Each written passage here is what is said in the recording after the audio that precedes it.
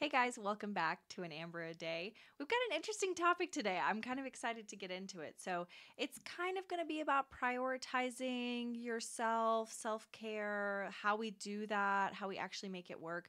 But a lot of what I want to talk about is the concept behind prioritizing ourselves and why so many of us sort of struggle with following through on that, even though we consciously know that we should. Why that's so difficult for us. And then some different ways maybe of thinking about things so that hopefully it helps you maybe get past some of those blocks. So that's kind of the idea. And I have some notes here that I want to go over. And this topic is based loosely on the newsletter that I sent out last week, which I was just kind of inspired to write that morning. I've been doing this thing where every Friday I've been trying to send out a newsletter to my email list, which I guess I'll put the link to subscribe to my newsletter if you're not subscribed in the description box. But I've been doing that because I want to get back into writing. I love to write. And so I haven't done a whole lot of writing in the last few years as I've been doing a lot of like video type stuff. So I wanted to kind of get it back into that and back into my flow and my inspiration by just seeing what comes to me related to, PCOS and healthy living and all of that every Friday. So that's what I was inspired to write about this past Friday. And I think it turned out actually really insightful. So sometimes I'm just writing and stuff comes out and I'm like, oh yeah, that's actually really cool. That makes a lot of sense. It's almost like I'm like channeling somebody else. But anyway, I was inspired by what I came up with, and I wanted to share it with you guys and talk a little bit more about some of the nuances here. So that's what we're going to talk about today. For those of you who are watching the video, I'm trying out a Bright Spring palette. So do you guys know about color analysis? Okay. So I've been down the rabbit hole of color analysis for 2 years, and I'm desperately trying to figure out what my coloring is without actually paying for an analysis. By the way, if any of you are color analysts in the San Antonio area, let me know, because I'm at the point where I'm really ready to pay somebody to tell me what my colors are. I just want to know so much. But let me know if you are into that stuff. Do you think that I lean warm or cool? I'm very, very neutral. So makeup, I always have to buy like neutral shade. And depending on what I definitely know I'm a bright season, I'm pretty sure. So I thought for a long time I was a bright winter, but the more I'm looking at myself, and maybe I'm overthinking it, but I actually think that I lean a little bit more warm than cool. So I'm kind of trying out some of the Bright Spring palette, which I stayed away from because I had heard over the internet that you can't have like really dark hair as a bright spring, but actually I found out that that's not true, and that a lot of people who are bright spring actually have dark hair and lighter eyes, and they just lean warmer. So anyway, these are Bright Spring colors, Bright Spring lips, Bright Spring shirt. Let me know what you think.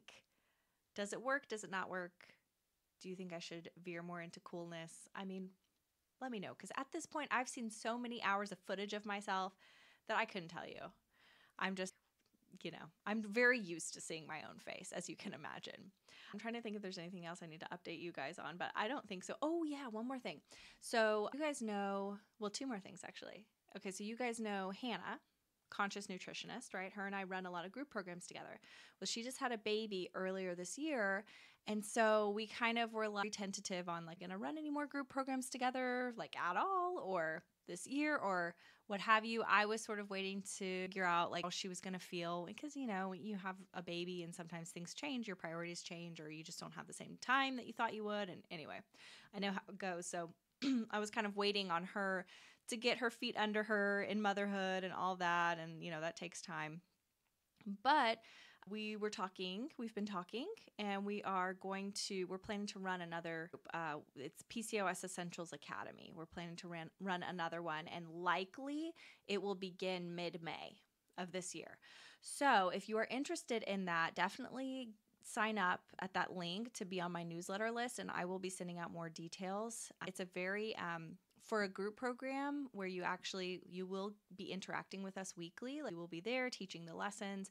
There will be question and answer time afterwards. It's a pretty small group. I want to say on average, we usually have like 10 people or less on the calls. And so you get a lot of opportunity to ask your own questions. There's always a group chat that, we keep up with. And anyway, for a group program, it's a pretty affordable option. I know times are a little tight right now, so I think it would be a good option for anybody who's wanting that deeper advice and guidance, but maybe can't swing, the full like one-on-one with somebody situation. So if you're interested in that, we are doing another one, which I'm so excited about. I love, love, love running groups.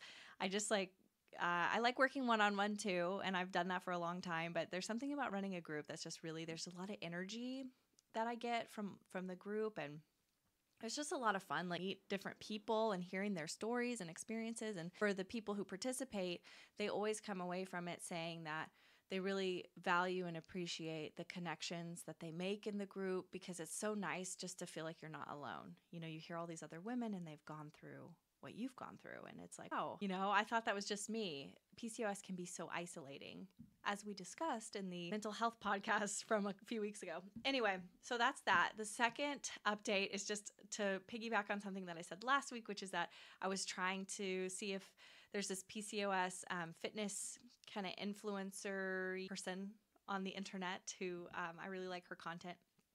She has agreed to come on the podcast, so we are going to have her, and I believe her and I are recording later this month. I have a lot of really great guests this year. Already some I've met with and recorded and just haven't edited and posted yet, and some are still scheduled out, but it's gonna be a good year for like interesting guests. So if you guys have a recommendation or a request on a guest or type of guest that you would like to see on the podcast, let me know. Okay. So let's get into today's topic. So the reason I was inspired to talk about this is I was talking with a fellow nutritionist friend who specializes in fertility nutrition. And I was kind of telling her, any of my friends, I have a lot of friends who are also nutrition content creators, right? They have their private practice businesses, and then they also do content creation. And so we kind of give each other moral support, because it can be a little draining and a little difficult sometimes to kind of know what to do and where you're going wrong or what you're doing right or any of that stuff. So her and I were talking about just running our nutrition practices, and I was being honest with her that for the last little while, I'd probably say like year, 6 months, probably about 6 months or so, things have really slowed down a lot for me.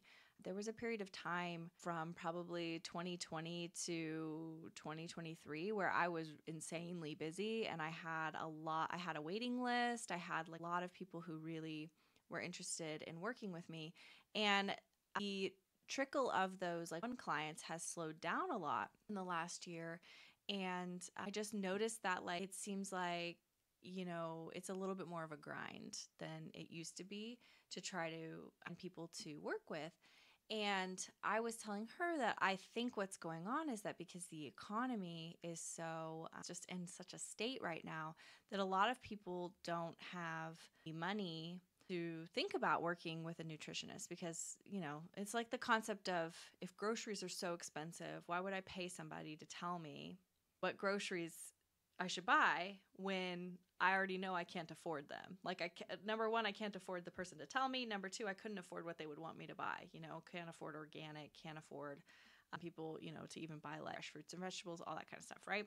And I get that because I'm living that too. I also exist in this economy, and things have been tighter, and I haven't, I've had to make cuts with my personal spending and groceries, and kind of try to figure out ways to feed my family in a more budget conscious way, let's say. So I was kind of complaining to her about this, like getting me down, right? And she was saying that her business is actually doing fairly well, like pretty normal.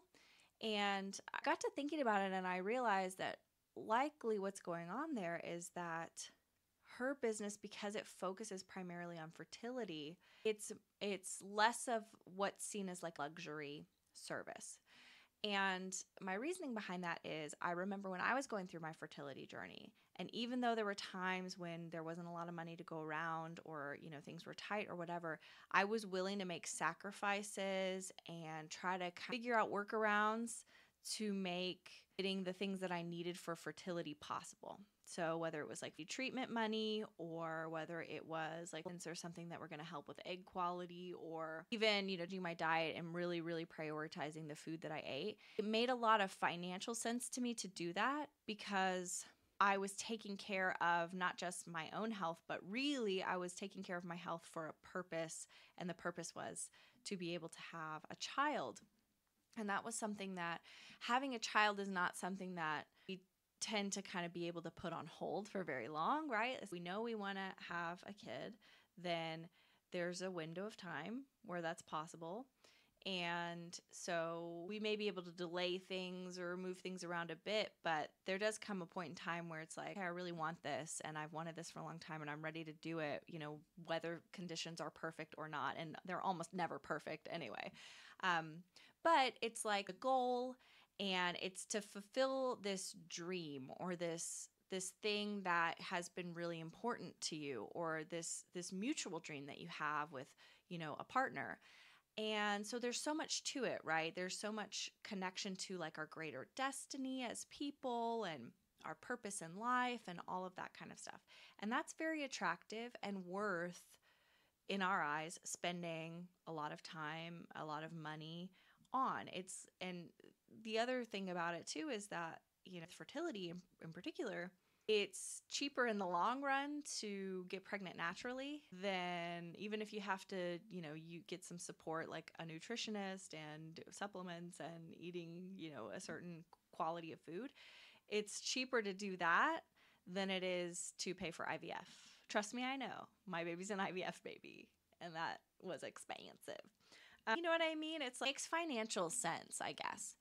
So where I run into trouble in my business is that over the last few years, I've heavily sort of niched down into PCOS specific content.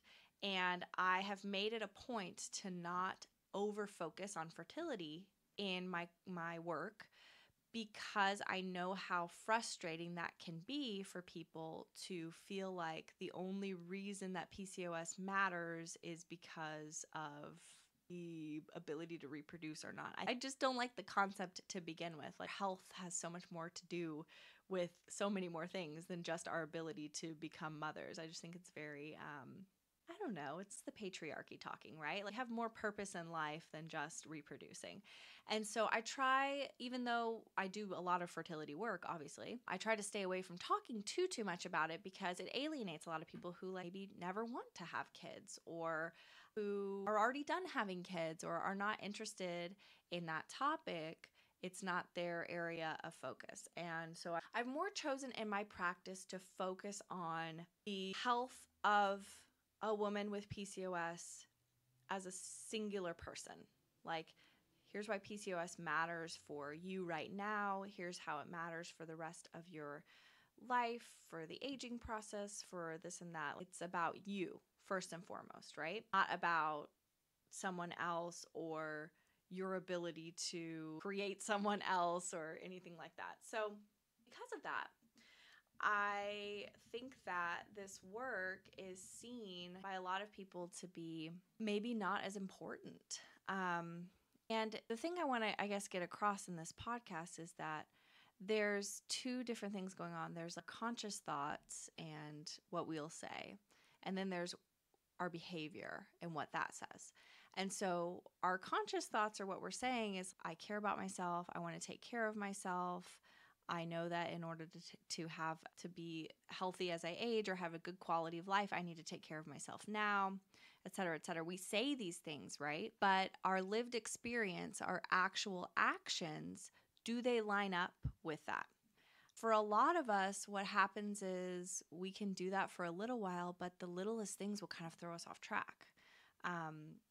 It's like the conditions have to be just right in order for us to prioritize ourselves and to take care of ourselves. And if work gets too crazy, or we've got a parent we've got to take care of, or we have a child we have to take care of, or this or that is going on, what we do for us, for our health and ours alone, gets put on the back burner. And that's just, I think, I have a lot of empathy for that.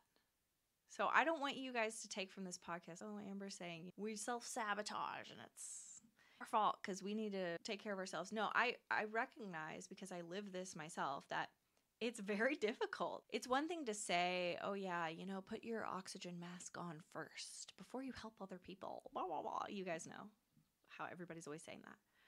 Yeah, it makes sense. But the reality of life day to day is your kid's got to eat, right? He eats breakfast, lunch, dinner, and snacks. And I've got to be the one that makes them. The house has to get cleaned by somebody. The aging parent needs to be driven to their doctor's appointments. Work has its requirements. And I don't know, I'm an accountant and it's tax season. What am I supposed to do? I have to do these people's taxes. So there's this sort of like vision that we have of this perfect life that we might create if we had the time, if we had the energy, if we had the space, et cetera, et cetera. And the reality of actual life is that the conditions are not necessarily set up around us to facilitate that. There's a lot of roadblocks in our way. And so what ends up happening is we can follow things and take care of ourselves and all of that for a while when we are excited about it, or when we are noticing real quick results, or when we have space in our calendar.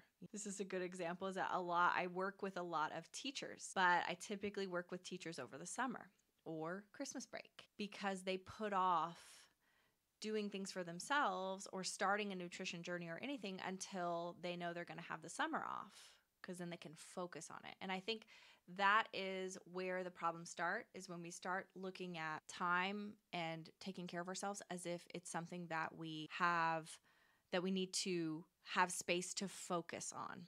So let's get into that a little bit. What do I mean, and how do we work around that, and what's the actual solution here? And there aren't any perfect solutions, but I'm going to talk to you about how I think we can reframe that so it helps make it easier for us to stick with these kinds of things. So maybe we are kind of asking the wrong questions in the first place. When we think about taking care of ourselves, we tend to think of it in terms of the energy exchange that has to happen. Like, I have to give energy to cooking, for example, and that's energy that then I no longer have. It goes away because I used it. Same as when you make breakfast for your 4-year-old. You make him breakfast, you use some energy to do that, and you don't get that energy back because it's gone. What if, hear me out, what if we can create energy? So, and okay, I know you're like, this is getting woo-woo, Amber, but I don't mean that in a woo-woo-y way, although, I mean, nothing wrong with a little woo-woo in your life. But what if we can't create time, but we can create energy? I'm going to talk about what I mean by that. Let me give you 2 examples. Okay, so I'm actually going to read these from the newsletter because I was proud of them and I think they're good. But let me give you an example of what's typically going on, how life typically goes. And this, you may do better than this. You may have a worse experience than this. I certainly have been all over the place since I became a mom, and I've had good times and bad times. And so I get it. But okay, let's say you're exhausted, right? You basically just make it through the day. You doom scroll for half an hour while you get ready for work, and you pack your child's lunch. You forget to eat, but you stop for Starbucks and you get a caramel macchiato and maybe a muffin. At work, you answer emails and you have a draining meeting with your team, and more is placed on your shoulders, even though you were already overwhelmed with what you have.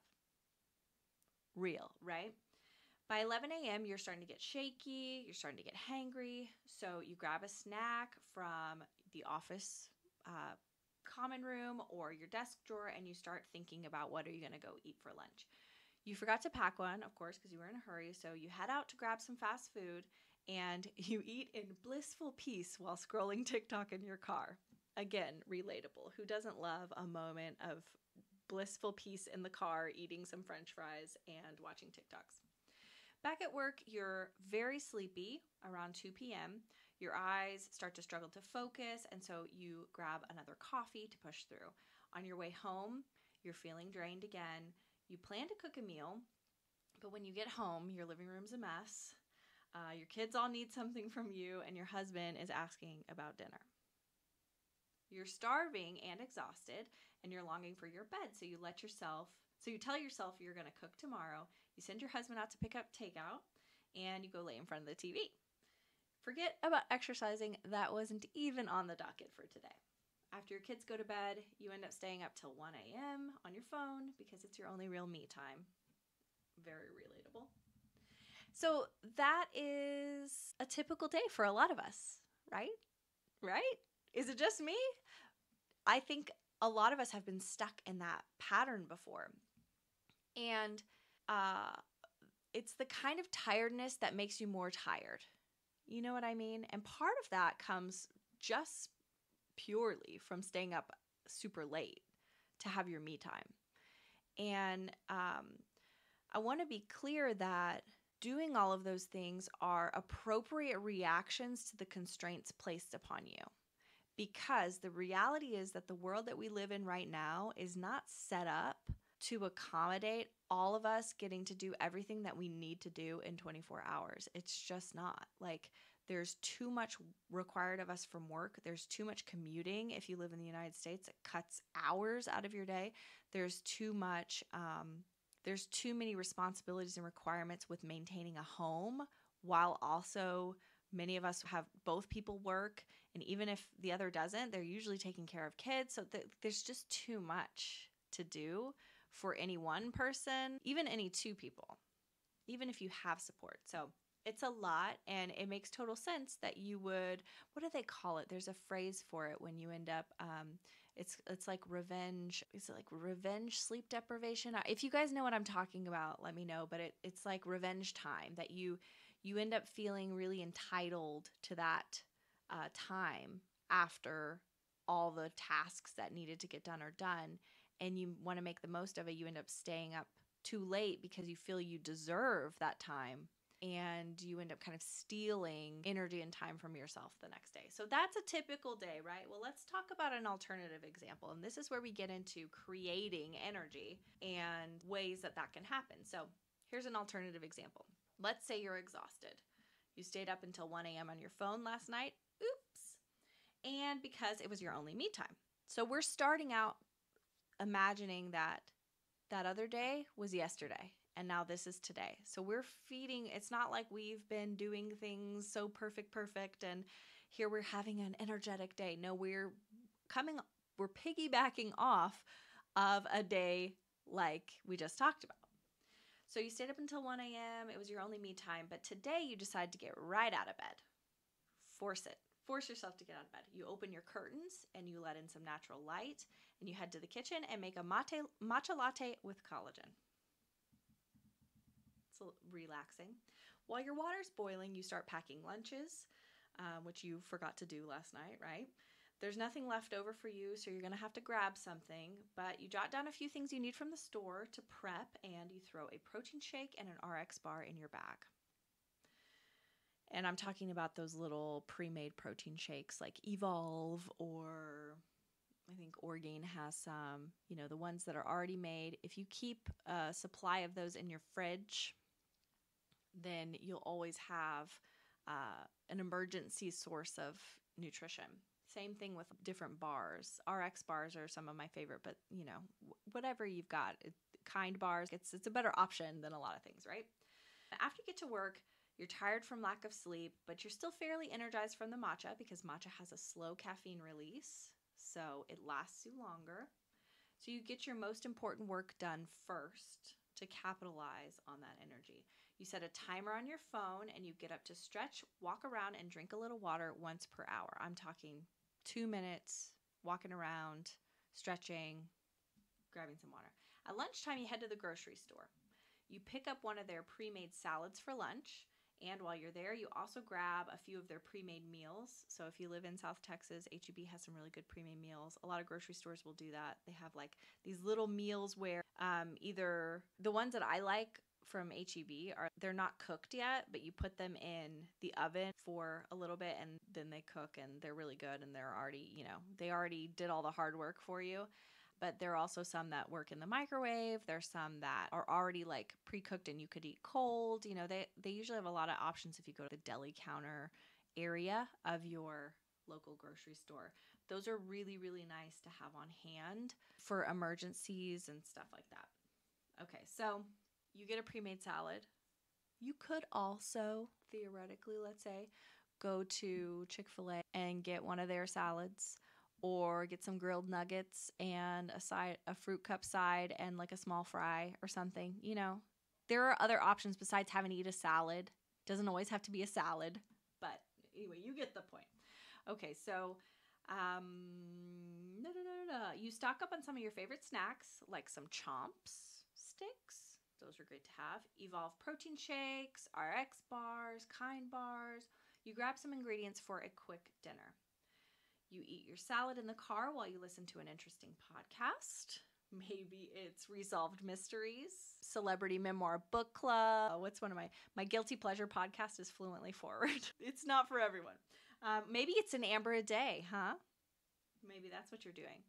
At work again, you stock a little section of the fridge and freezer with a few protein shakes and some of those pre-made meals, and you throw your dinner ingredients in. And those pre-made meals, I usually, back in the day when I used to work in an office, I'd stick them in the freezer because even though they're not already frozen, most stuff can freeze, and you can then, cook it from frozen or microwave it or whatever. Okay, so you stick that in the freezer with a few protein shakes and some of those pre-made meals, and you throw your dinner ingredients in the fridge because obviously you've got meat. You can't leave it in the car, so you throw it in the work fridge, right? You stock your desk drawer with some of the extra snacks you bought so that you'll have options for another time. At 4 p.m., you eat the bar you packed earlier.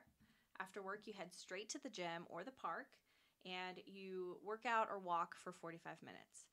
This is key. Stopping on the way home rather than going home, changing, and going out again. It ain't going to happen. On a day like this, when you're this tired, because I can tell you, I've lived a day like this. And when you get to this point in the day, you are sleepy. Even though you were eating good and you had your matcha and all that, you're still tired from all that sleep deprivation over the last, from yesterday, from weeks before, whatever. You're still sleepy. So you're not going to feel like doing this. But if you force yourself to stop before you go home, then you can get a little bit of activity in, get it over with, go home and relax. So you head straight to the gym or the park. You work out for 45 minutes. Even less is fine. 45 minutes is a good amount of time. Maybe you walk and lift weights. Maybe you just walk. Either way, you leave the gym feeling energized and refreshed. And this is true. Whenever you work out, you release endorphins. Those first 15 minutes are pretty miserable. But after that, you start to get more energized. And then when you're done, suddenly you have more energy again because it upregulates adrenaline. It upregulates cortisol. It kind of gives you a lot of these like bursts of energy hormones. Then you drink your protein shake because recovery is important. And you head home. Everyone was hungry and texting you, asking about dinner. Course, because the annoyances will not stop when you start taking care of yourself. They will continue. In fact, they might get a little bit worse. People are going to be annoying. What are we having for dinner? Okay, so you told them to eat a snack while you were gone because, they're not going to be hungry for dinner, but you can't win every battle. And ain't that the truth? If you stock decent snacks at your house, and they are a little bit too full for dinner every once in a while, well, okay, it's not the end of the world. But for you, it very well could be the end of the world if you don't take care of yourself enough. So let's say they're being annoying about it, but you just told them to eat a snack, so they did that. And at least when you get home, they're not like bugging you about dinner too much. So the living room's still a mess, of course.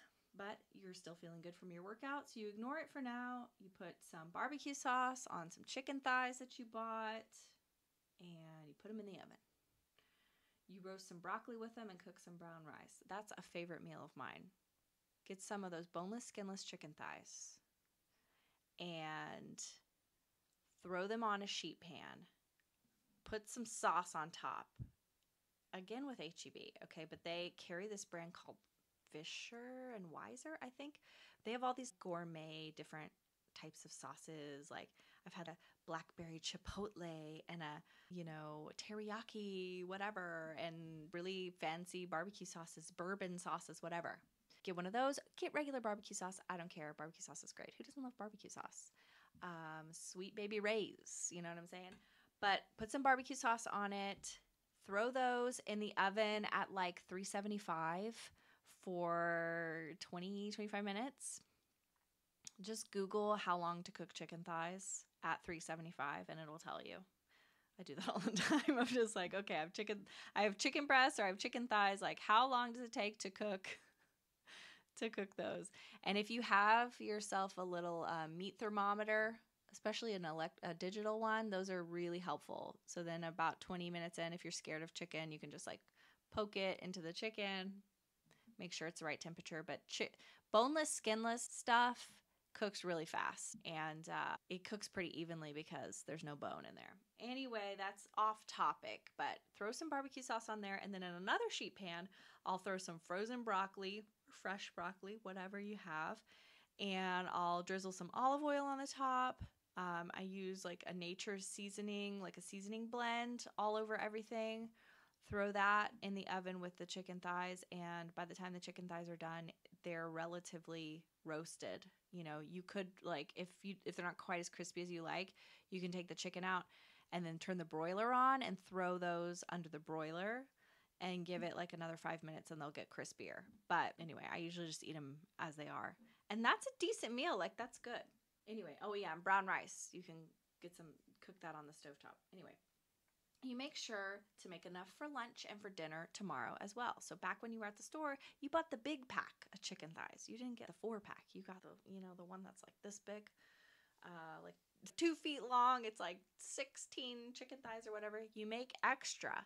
Always, always, always make extra anytime you cook, because it doesn't take you any longer to cook double or triple the amount. It does save you time later if you cook extra. Okay, so you make sure to have enough for lunch and dinner tomorrow as well.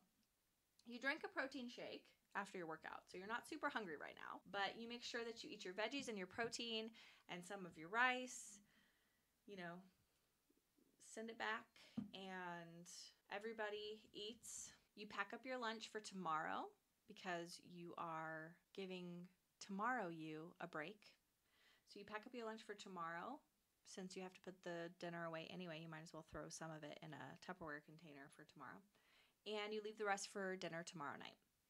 That way, you have meals to last you until you can make a bigger grocery trip this weekend. So this is also assuming that you don't have a lot of groceries because you've been eating out a lot, right? So you'll do that. You'll get to that. It doesn't have to be perfect. You've got one meal done and you've got some leftovers. So this weekend, you can go grab the stuff that you need for another one. Because you woke up to natural light, you ate a balanced blood sugar diet, and you had movement today, you are a lot sleepier at 9 p.m. than normal. You know you could push through, you could get a second wind and stay up and have a little more me time, but instead you put your phone away and you pick up a book, an art project, maybe you've started to crochet. By the way, do any of you guys crochet or knit? Because I'm a big knitter and crocheter. I mostly knit, but I originally learned how to crochet. And I have been doing that for like 15 years and I love it. So if anybody does, share your projects with me. Send me DMs on Instagram because I love to see your crochet and knit projects. You enjoy an hour of that, and then you do your skincare routine before falling asleep. Don't forget your skin, guys. That one you can probably skip, okay? But I'm just putting it in there because, you already set the precedent, right? The day you made the hard choices. Most of the choices were just built in, but a lot of them were hard, like choosing when you went to the grocery store. That was kind of annoying that you had to go to the grocery store and buy the stuff to prep for dinner, and you had to get lunch there too because you were already going to be there. But, the temptation would probably be to grab, I don't know, one of their other things that they have pre-made there that maybe isn't the best, but you made the hard choice to eat the better thing. And you made the hard choice to stop after work and work out. You made the hard choice to pack your lunch for tomorrow and all that kind of stuff. So one more hard choice to take care of your skin, but it will make you feel really good the next day. So what I kind of finished up the newsletter by saying that's a realistic depiction of a person putting themselves first. It's not, I think we have this tendency to think about putting ourselves first as like looking like some of these hack your life podcasters. You know who I'm talking about, where they wake up at sunrise and they go outside and they soak in 15 minutes of direct sunlight on their whole body naked, and then they ground down with their feet in the earth, and they take a cold plunge, and then you know what I'm saying? It's like, okay, I've heard somebody say too that a lot of that stuff is really, well, it's typically written by a man, and that, you know, we're not going to be like, we're not going to get too much into feminism on this podcast, but it's written for a man because sometimes, especially single men, they don't think about the fact that there is a certain amount of labor that has to be done by someone. And men have always kind of historically, for the most part, gotten a pass on the labor. Like if they help out, it's like they're doing us a favor, right? And if they don't, then that was just the default. And so they can imagine these morning routines and these daily routines that are so unrealistic, because I saw a video of a woman going through one of those routines that was recommended in some book. I forget what book. I haven't read it, but you know, it was one of those bro-y books. And she's like, so who's waking up and getting them dressed, and who's packing the lunch for the child, and who's dropping them off at daycare or whatever. And she's like naming all these different things that this guy is doing, while likely his wife is taking care of all the other stuff so that he can do his cold plunge for 20 minutes in the morning. You know what I mean? So I am intending with this to kind of give you a realistic picture of what it looks like to take care of yourself in the world we live in today. Is it perfect? No. There are a lot of things about it that could be improved, but it will help you feel more energetic. And the whole purpose of this is, if you do these things, even for just a few days in a row, you are suddenly going to have so much more energy to get through your day that it actually will feel like you have more time. And I know that probably doesn't feel like that at the beginning, but as you're going through it and you're living it, you realize that when you feel more energetic, you can accomplish tasks faster. Work tasks, you can get through them quicker, have a less chaotic sort of experience of life. And that then feeds into you, as I've been saying, kind of creating time. So much of our time is taken up by doom scrolling, or so much of our time is taken up by daydreaming because we're half asleep because we're so exhausted. And if we get enough sleep and enough exercise and we do all these things, we may not actually have more hours in the day, but it'll feel like we do, because we will have the energy to get through each one of them. So what I can tell you is that a routine like that, it gets easier over time. It starts to become second nature, and there's less thinking involved with it, and you start to set up systems to help make it even simpler than that. So what I'm kind of showing you with that example is the next day, when you kind of make that decision, okay, starting tomorrow, I'm going to really start to take care of myself. I'm going to do all these things, right?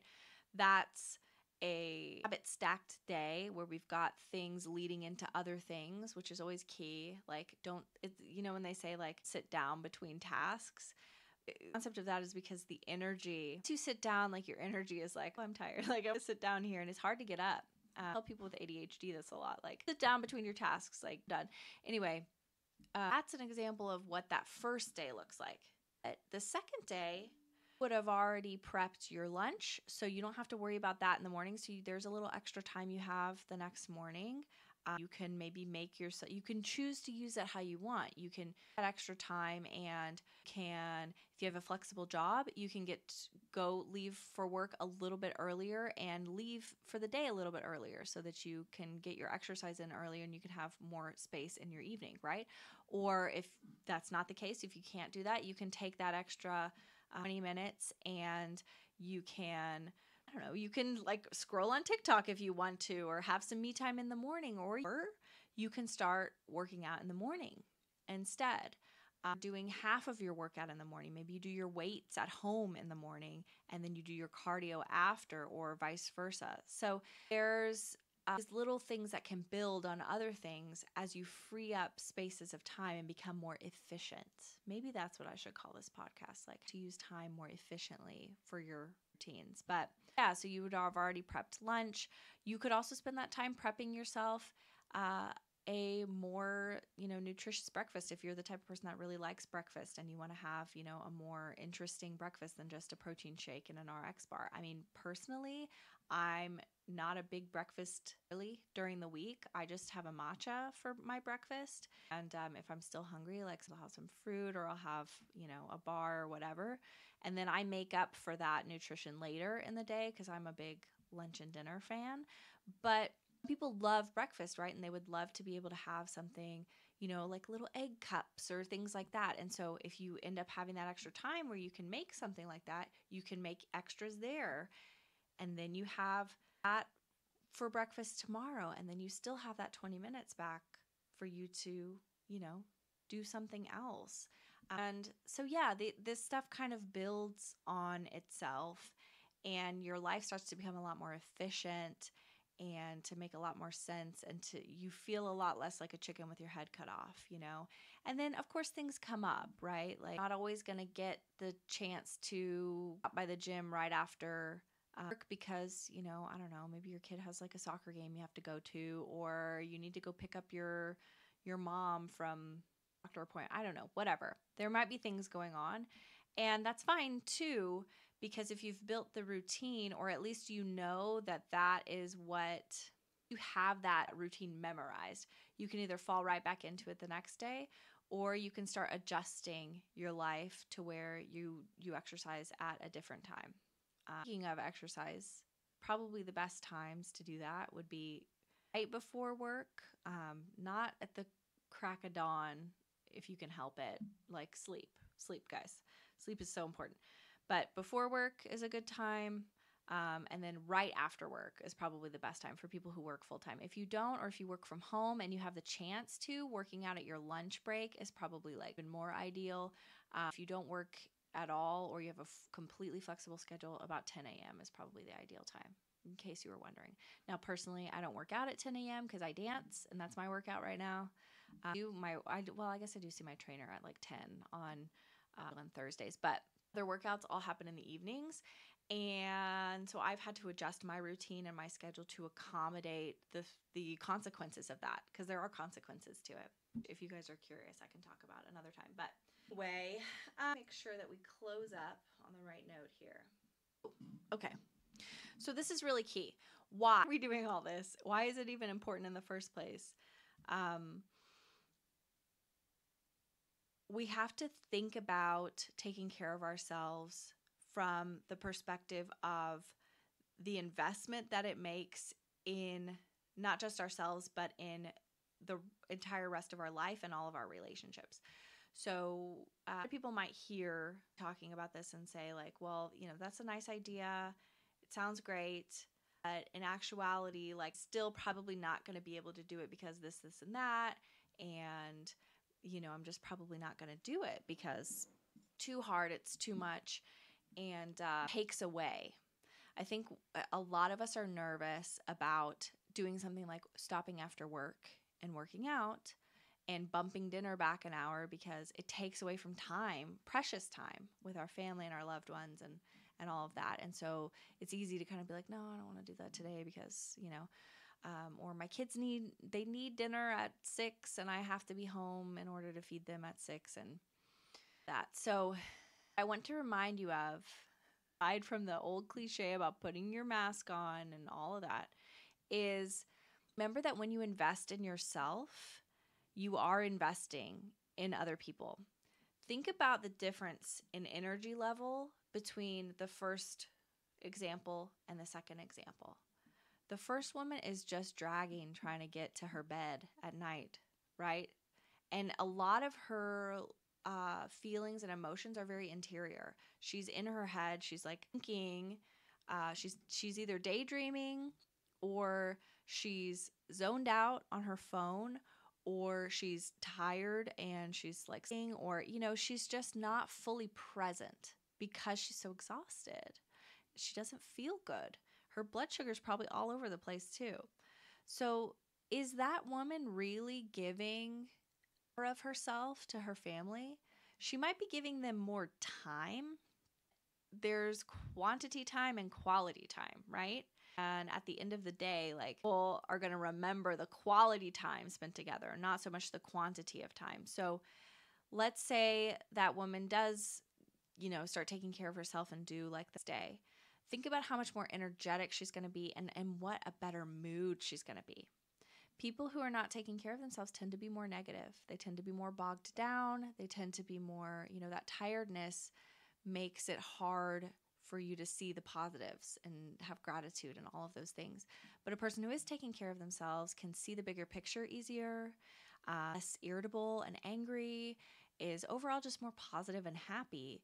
And that's going to bleed into the relationships. That's going to bleed into relationships with, your partner, husband, wife, whatever, girlfriend, whatever it is, that's your partner. It's going to bleed into your relationship there. It's going to bleed into your relationships with your kids, if you have kids. So they are going to get a different type of mom, or they're going to get a different type of partner.